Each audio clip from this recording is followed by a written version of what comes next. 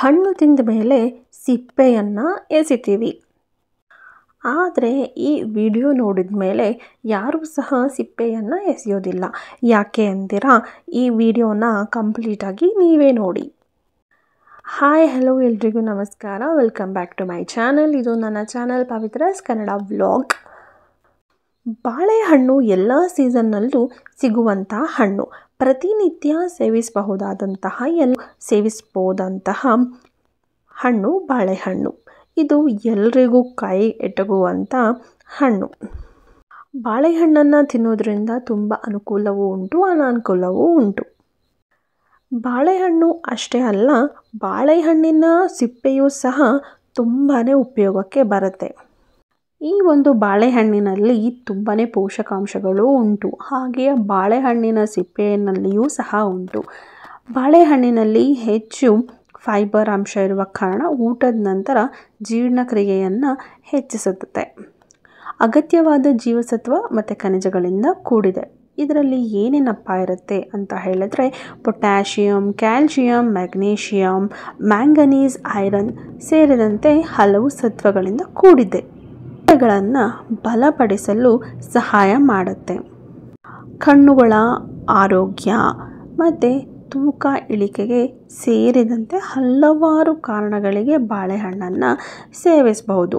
ಹಣ್ಣು ತಿಂದ ನಂತರ ಸಿಪ್ಪೆಯನ್ನು ಎಸಿತೀವಿ. ಎಲ್ಲರೂ ಸಾಮಾನ್ಯವಾಗಿ ಅದನ್ನೇ ಮಾಡ್ತಾರೆ. ತಿಳಿದಿರೋರು ಹಣ್ಣು ತಿಂದ ಮೇಲೆ ಸಿಪ್ಪೆಯನ್ನು ಎಸಿತೀವಿ. ಆದರೆ ಅದನ್ನು ಉಪಯೋಗ ಗೊತ್ತಿರೋರು ಸಿಪ್ಪೆ ಸಹ ಉಪಯೋಗವನ್ನು ಪಡಿತಾರೆ.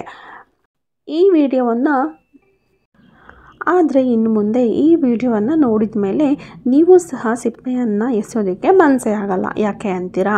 ಅದರಲ್ಲೂ ಸಹ ತುಂಬಾ ಉಪಯೋಗ ಆಗುತ್ತೆ. ಇದರಲ್ಲಿ ಸಿಪ್ಪೆನಲ್ಲಿ B6 ಅಧಿಕ ಪ್ರಮಾಣದಲ್ಲಿದೆ. ಫೈಬರ್, ಮೆಗ್ನೀಷಿಯಂ, ಪೊಟ್ಯಾಷಿಯಂ ತುಂಬಾ ಇರುತ್ತೆ. ಇದರ ಉಪಯೋಗವನ್ನು ನೋಡೋಣ ಬನ್ನಿ. ದೇಹದ ಒಳಗೆ ಹಾಗೂ ದೇಹದ ಹೊರಗಿನ ಆರೋಗ್ಯಕ್ಕೆ ಸಿಪ್ಪೆ ತುಂಬಾ ಅತ್ಯಗತ್ಯ.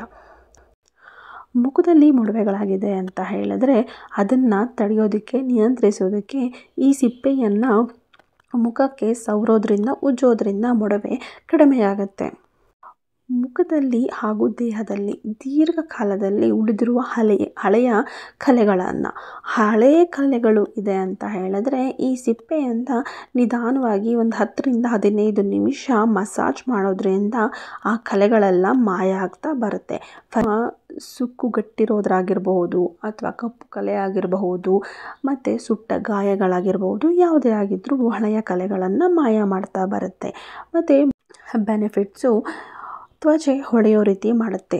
ಮುಖದ ಕಾಂತಿಯನ್ನು ಹೆಚ್ಚಿಸೋದಕ್ಕೆ ಇದನ್ನು ಅಕ್ಕಿ ಹಿಟ್ಟನ್ನ ಸ್ವಲ್ಪ ಪೇಸ್ಟ್ ರೀತಿ ಮಾಡಿಕೊಂಡು ಈ ಸಿಪ್ಪೆಯನ್ನು ಅದ್ದಿ ಮುಖಕ್ಕೆ ಮಸಾಜ್ ಮಾಡ್ತಾ ಬರೋದ್ರಿಂದ ಮುಖ, ಕೈ, ಕಾಲು, ಕುತ್ತಿಗೆ ಎಲ್ಲ ಭಾಗಗಳಿಗೂ ಸಹ ಮಸಾಜ್ ಮಾಡ್ತಾ ಬರೋದ್ರಿಂದ ಮುಖದ ಕಾಂತಿ, ಕೈ ಕಾಲಿನ ಕಾಂತಿ ಮತ್ತು ಇನ್ನು ಕೆಲವೊಂದು ನೋವಾಗಿರಬಹುದು ಅದರ ಮೇಲೆ ಪಟ್ಟಿ ರೀತಿ ಕಟ್ಟಿ ನಂತರ ಮಸಾಜ್ ಮಾಡೋದ್ರಿಂದ ನೋವು ನಿವಾರಣೆ ಆಗುತ್ತೆ. ಇನ್ನು ಸೊಳ್ಳೆ ಕಚ್ಚಿದ ಜಾಗಗಳಲ್ಲಿ ತುರಿಕೆ ಉಂಟಾಗುತ್ತಲ್ವ, ಆ ಜಾಗದಲ್ಲಿಯೂ ಸಹ ಈ ಬಾಳೆಹಣ್ಣಿನ ಸಿಪ್ಪೆಯನ್ನು ಸವರಬಹುದು. ಹಲ್ಲಿನ ಹೊಳೆಯುವಂತೆ ಮಾಡುತ್ತೆ. 1 ನಿಮಿಷಗಳ ಕಾಲ ಹಲ್ಲನ್ನು ಈ ಬಾಳೆಹಣ್ಣಿನ ಸಿಪ್ಪೆಯಿಂದ ಉಜ್ಜಿ ಕ್ಲೀನ್ ಮಾಡಿದರೆ ಹಲ್ಲು ಪಳಪಳ ಹೊಳೆಯೋ ರೀತಿ ಕಾಣುತ್ತೆ.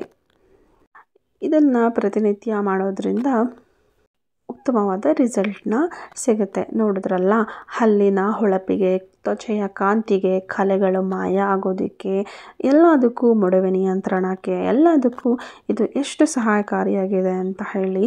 ಇನ್ನು ಮುಂದೆ ಬಾಳೆಹಣ್ಣನ್ನು ಮಾತ್ರವಲ್ಲ, ಬಾಳೆಹಣ್ಣಿನ ಸಿಪ್ಪೆಯ ಉಪಯೋಗವನ್ನು ಸಹ ಪಡಿಬಹುದು.